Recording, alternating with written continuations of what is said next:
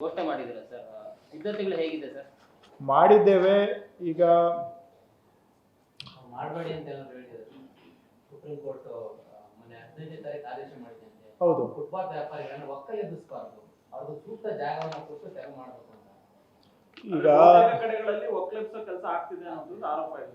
ನೋಡಿ, ನಾವು ಈಗ ಟೇಕಪ್ ಮಾಡ್ತಾ ಇರೋದು ಬರೀ ಒಂದು 20% ರಸ್ತೆಗಳು ಮಾತ್ರ. ಆ 20% ರಸ್ತೆಗಳು ಬಿಟ್ಟು ಉಳಿದಿದ್ದ ಕಡೆ ಅವರು ವ್ಯಾಪಾರ ಮಾಡೋದಕ್ಕೆ ಮುಕ್ತ ಅವಕಾಶ ಇದೆ. ಸೊ ನಾವು ಯಾರನ್ನೂ ಎವಿಕ್ಷನ್ ಮಾಡ್ತಾ ಇಲ್ಲ, ಒಕ್ಕಲೆಬ್ಬಿಸ್ತಾ ಇಲ್ಲ, ಅವ್ರಿಗೆ ಪಕ್ಕದ ರೋಡ್ಗೆ ಶಿಫ್ಟ್ ಆಗಿ ಅಂತ ರಿಕ್ವೆಸ್ಟ್ ಮಾಡ್ತಾ ಇದ್ದೇವೆ ಅಷ್ಟೇ. ಈಗ ನೀವು ಸಾರ್ವಜನಿಕರಿಗೆ ಓಡಾಡೋದಕ್ಕೆ ರಸ್ತೆನೂ ಇರಬೇಕು, ಆದರೆ ಅದಕ್ಕೆ ಯಾರೂ ಕೂಡ ತಾವು ಬದಲಾವಣೆ ತರಬಾರ್ದು ಅಂತ ಹೇಳಿದ್ರೆ ಹೇಗೆ ಸಾಧ್ಯ? ಏನಾದರೂ ನಾವು ಬೇರೆ ಇನ್ನೂ 80% ರಸ್ತೆಗಳಿದ್ದಾವೆ, 80% ರಸ್ತೆಯಲ್ಲಿ ವ್ಯಾಪಾರ ಮಾಡ್ಕೊಳ್ಳಿ ಅಂತ ಅವ್ರಿಗೆ ರಿಕ್ವೆಸ್ಟ್ ಮಾಡ್ತಾ ಇದ್ದೇವೆ. ಅವರು ಕೂಡ ಸಹಕಾರ ಮಾಡಬೇಕು. ನಾವು ಕೇಳ್ತಾ ಇರೋದು ಇದು ನಮ್ಮ ಲಾಭಕ್ಕೆ ಕೇಳ್ತಾ ಇದ್ದೀವ? ಸಾರ್ವಜನಿಕರು, ಇದು ಸುಪ್ರೀಂ ಕೋರ್ಟ್ ಡೈರೆಕ್ಷನ್ನೇ. ಸುಪ್ರೀಂ ಕೋರ್ಟಲ್ಲಿ ಸ್ಪಷ್ಟವಾಗಿ ಹೇಳಿದೆ, ಈ ರಸ್ತೆಗಳಲ್ಲಿ ಯಾವುದೂ ಅಡಚಣೆ ಇರಬಾರ್ದು ಅಂತ ಎಲ್ಲರಿಗೂ ಅನ್ವಯಿಸುತ್ತೆ. ಸುಪ್ರೀಂ ಕೋರ್ಟ್ನ ಗೈಡ್ಲೈನ್ಸು ನನಗೊಬ್ಬನಿಗೆ ಅಲ್ಲ, ಅಥವಾ ಬರೀ ಇವ್ರಿಗೊಬ್ಬರಿಗೆ ಅಲ್ಲ, ಎಲ್ಲರಿಗೂ ಅನ್ವಯಿಸುತ್ತೆ. ಸುಪ್ರೀಂ ಕೋರ್ಟ್ ಮಾನ್ಯ ಸರ್ವೋಚ್ಚ ನ್ಯಾಯಾಲಯ ಹೇಳಿದ ಮೇಲೆ ಅದು ದೇಶದ ಕಾನೂನು, ಅದಕ್ಕೆ ಎಲ್ಲರೂ ಸಹಕಾರ ಕೊಡ್ಬೇಕು. ಯಾರಾದ್ರೂ ಇರ್ಲಿ. ಈಗ ಅದು ನೋಡಿ, ಕೆಲವರು ಪಾಪ ID ಕಾರ್ಡ್ ಮಾಡಿಸ್ಕೊಂಡಿದ್ದಾರೆ, ಕೆಲವರು ಮಾಡಿಸ್ಕೊಂಡಿಲ್ಲ ಅಂತ ಹೇಳಿದ್ರೆ ಅವ್ರನ್ನ ನಾವು ಎತ್ತಿ ಬಿಸಾಕಕ್ಕಾಗತ್ತಾ? ಯಾರಿಗೂ ಆ ರೀತಿ ಮಾಡೋದು ಬೇಡ. ನಾವೇನು ಹೇಳ್ತಾ ಇದ್ದೇವೆ, ಈ ಕೆಲವು ಮುಖ್ಯ ರಸ್ತೆಗಳು ಬಿಟ್ಟು ಬದಿಯಲ್ಲಿ ನೀವು ಮಾಡ್ಕೊಳ್ಳಿ ಅಂತ ಹೇಳ್ತಾ ಇದೀವಿ ಅಷ್ಟೇ. ಅವ್ರಿಗೆಲ್ಲ ಇದರಲ್ಲಿ ನೋಟಿಸ್ ಹೆಂಗೆ ಕೊಡ್ತೀರಾ ಇವ್ರೆ?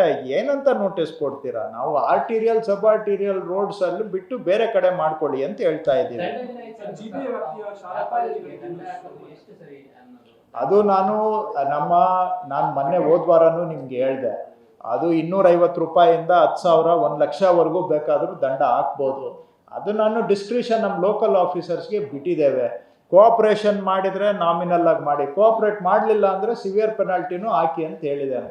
ಪ್ರತಿಯೊಂದು ನಾನು ಸಿಚುವೇಶನ್ ನೋಡಿಕೊಂಡು ಮಾಡಿ ಅಂತ ಹೇಳಿದ್ದೇನೆ. ಎಲ್ಲರೂ ಸಹಕಾರ ಮಾಡಬೇಕು ಅಂತ ಕೇಳ್ತಾ ಇದ್ದೀನಿ. ನೋಡಿ, ಏನಾದರೂ ಒಂದು ಸುಧಾರಣೆ ಆಗಬೇಕು ಬೆಂಗಳೂರಿಗೆ. ಈಗ ನಿಮ್ಮ ಪ್ರಕಾರ ಸುಧಾರಣೆ ಆಗಬೇಕಾ ಬೇಡವಾ? ಅಲ್ಲ, ಒಂದು ನಿಮಿಷ madam, let us address one by one issue. Let us come to some clarity. Problem ಏನಾದರೂ ಸಾಲ್ವ್ ಆಗಬೇಕಾ ಬೇಡವಾ? ನಾನೇನು 100ಕ್ಕೆ 100 ಸಾಲ್ವ್ ಮಾಡೋಕ್ಕೂ ಕೇಳ್ತಾ ಇಲ್ಲ. ಕೆಲವು ರಸ್ತೆಗಳಲ್ಲಾದರೂ ಜನ ಓಡಾಡಂಗೆ ಬಿಡಬೇಕು. ಸರ್, ಇವಾಗ ವರ್ಷಕ್ಕೆ 300 ಜನ ಬರೀ ಪಾದಾಚಾರಿಗಳು ಸಾಯ್ತಾ ಇದ್ದಾರೆ. ಇದಕ್ಕೆ ಯಾರು ಜವಾಬ್ದಾರಿ ಹಾಗಾದ್ರೆ? ಹೇಳಿ ಸ್ವಲ್ಪ. ಇದಕ್ಕೆ ಯಾರು ಉತ್ತರ ಕೊಡ್ತೀರಾ? ನಿಮ್ಮ ಮನೆಯಲ್ಲಿ ಯಾರಾದರೂ ಒಬ್ಬರು ನಿಮ್ಮ ಕುಟುಂಬದ ಸದಸ್ಯರು ರೋಡ್ ಮೇಲೆ ಅವರು ಯಾಕೆ ಸಾಯ್ತಾ ಇದ್ದಾರೆ? ಫುಟ್ಪಾತಲ್ಲಿ ನಡೆಯೋದಕ್ಕೆ ಜಾಗ ಇಲ್ಲ, ರೋಡ್ ಮೇಲೆ ಬಂದು ಗಾಡಿ ಯಾವುದೋ ಹಿಟ್ಟು ಆಗ್ತಾ ಇದೆ, ಸಾಯ್ತಾ ಇದ್ದಾರೆ. 300 ಜನ ಸಾಯ್ತಾ ಇದ್ದಾರೆ ಬೆಂಗಳೂರಿನಲ್ಲಿ. ಇದು ನ್ಯಾಯನಾ ಸ್ವಾಮಿ? ಯೋಚನೆ ಮಾಡಿ, ನೀವು ಯೋಚನೆ ಮಾಡಿ.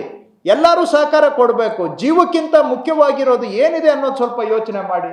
ಎರಡನೇದು, ಬೆಂಗಳೂರು ಸುಧಾರಣೆ ಆಗ್ಬೇಕಂದ್ರೆ ನಾವು ಎಲ್ಲರೂ ಜನನೂ ಕೂಡ ಕೈ ಜೋಡಿಸ್ಲಿಲ್ಲ ಅಂದ್ರೆ ಒಂದೇ ಕೈಯಿಂದ ಚಪ್ಪಾಳೆ ಹೊಡಿಯೋಕ್ಕಾಗುತ್ತಾ? ಸುಧಾರಣೆ ಮಾಡೋಕ್ಕಾಗುತ್ತಾ? ಎಲ್ಲರೂ ಸಹಕಾರ ಮಾಡಬೇಕು.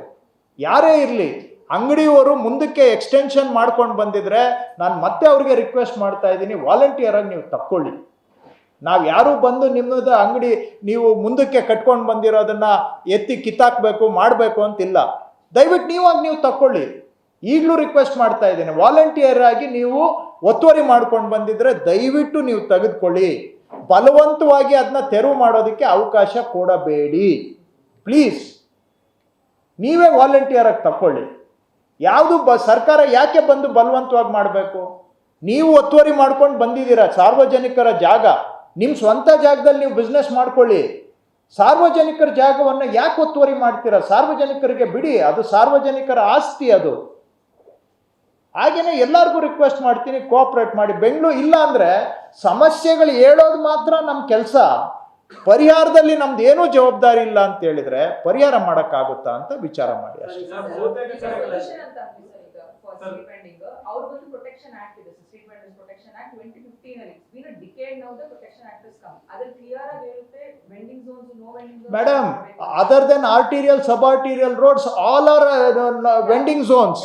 ಅದಕ್ಕಿಂತ ಏನ್ ಕ್ಲಾರಿಟಿ? 80% ಏರಿಯಾದಲ್ಲಿ ಮಾಡಿ ಅಂತ ಹೇಳ್ತಾ ಇದೀವಲ್ಲ, ಒಳ್ಳೆ ಕಥೆ ಆಯ್ತು.